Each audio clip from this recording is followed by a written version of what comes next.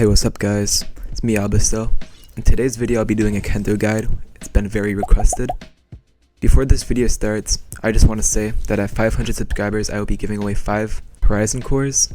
If you want to be participating in that, join the Discord server in the description, and let's get straight into the guide. So when it comes to Kendo, you are presented with 2 options: Mortal Ties and Pressure Shift. If you use Pressure Shift, then you are more than likely a defensive player.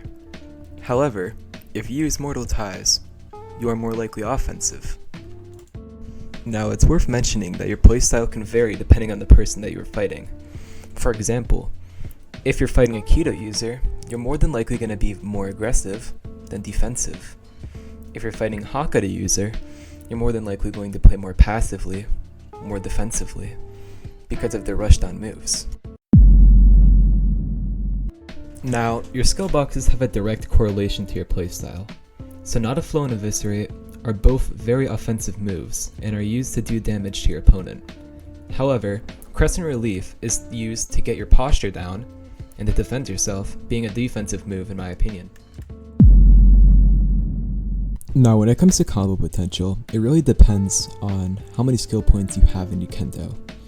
If you have 50, some of the combo starters are Flower Passage, Sonata Flow, or Eviscerate.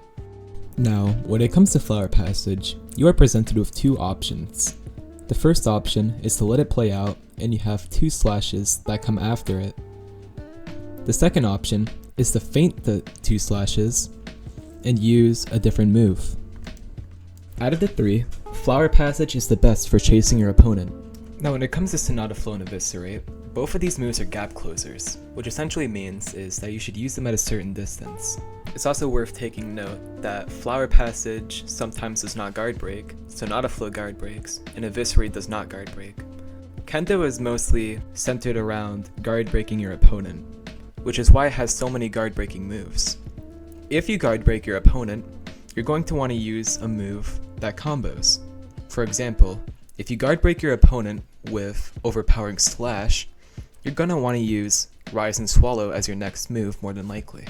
Another thing that you're going to want to take note of is what is affected by your lets or your visored. Some moves that get affected by lets and visored include Delayed Crossings, Rising Swallow, Bisection, Crescent Relief, and Mortal Ties. Now, it's worth taking note that both lets and visored get a buff in their Rising Swallow and their Bisection, making it ragdoll instead of knockback. However, only in lets you get a buff in your Delayed Crossings, and in visored you get a buff in your Crescent Relief and your Mortal Ties. So it is worth choosing between the 2. In my opinion, it is more worth it going lets because the Delayed Crossings will allow you to get another combo potential. Now, unlike speed, or anything that has a speed variant, Kendo is relatively slow in comparison to the other skill trees. So to accommodate, you must be good at avoiding taking damage. For example, dodging, parrying, and blocking. If you parry your opponent, you are going to take less damage, so it's worth learning how to parry certain moves in the game.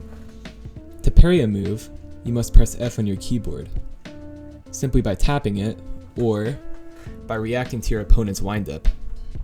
When it comes to parrying, there isn't much advice I can give because it comes naturally with experience. The same goes with dodging. Dodging moves sometimes has a better chance than parrying. For example, if you miss a parry, your next best option is going to be dodging the attack instead of parrying it if it's a guard break. If it is not a guard break, then you have the option of blocking the attack and then clearing your posture with Crescent Relief. Now, when it comes to awareness, what I mean by that is knowing what move to use after another move. For example, if you guard break your opponent with vertical down, you're not going to want to use any other move except Split Gate to get the most efficiency out of your damage. And if you use Rise and Swallow while in lets, then the next move you're going to want to follow up with is, of course, Sonata Flow, or another move that'll deal effective damage in the meantime. You want to be completely aware of the moves and what they do, how far they go, and what can be punished. For example, if you miss your Sonata flow, you are going to be pretty vulnerable for a good amount of time. So you want to make sure that you are able to hit your moves effectively without cost. When it comes to accessories, you're going to want to be as tanky as possible. For the most HP, you're going to want to use these accessories that I'll show on screen. These are the accessories that are easy to obtain, versus the accessories that you can get from the bosses. If you're a more casual player, the text in green, the accessory set, is much easier to obtain. However, if you're looking to be the meta and be a strong player, you're going to want to go for the blue set. It'll take a lot of time. In order to get all the accessories, you must do a bunch of bosses. However, you will be getting your time's worth, as this is the best accessory set in the game currently. Horizon Core is one of the strongest, but also one of the most rarest moves in the game. You can get this move from Ranked, Bong Bong, Clan Wars, etc. This move applies Split Gate, which essentially means that you can get a vertical down into a split gate combination off of this move. For example, Horizon Core into vertical down, Horizon Core into split gate will apply a split gate animation. However, if you do vertical down into Horizon Core, it will play a special animation. Same with split gate into Horizon Core. So this is the final segment, weapons and partial. When it comes to weapon, you're going to want something that has either mobility or cripple. For example, on Quincy, you would either want Cutlass or Spalton. On Arankar, you would want Neutra or Blood Edge. With Soul Reaper, Longsword, or Dagger.